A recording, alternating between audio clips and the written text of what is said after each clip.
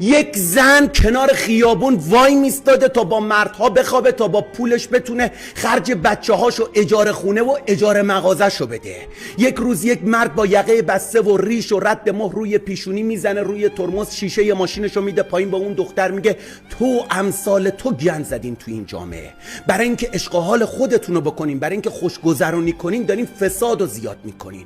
دختره میاد جلو میگه حاجی من این کاره نیستم، من مغازه روسری فروشی دارم، چند تا چک کشیدم، بازارا خراب شده، مردم بی پول شدن، پول ندارن از من روسری بخرن، منم مجبور شدم بیام این کارو بکنم. اگر این کارو نکنم منو میبرن زندان. اون وقت کی بچه‌هامو جمع کنه؟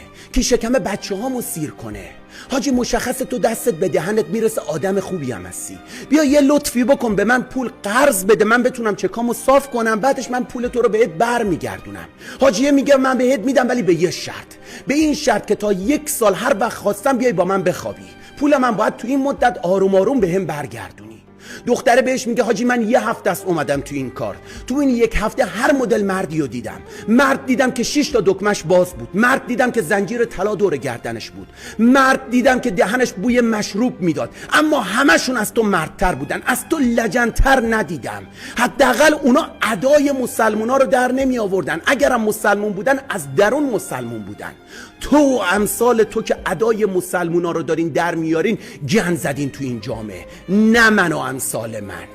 متاسفانه یک سری آدم هایی در جامعه ما هستن که ادای مسلمون ها رو در میارن و اسم مسلمون های واقعی رو دارن خراب میکنن و دارن گند میزنن توی جامعه ما. اتفاقا همون ها هستن که باعث شدن فساد در جامعه ما زیاد بشه.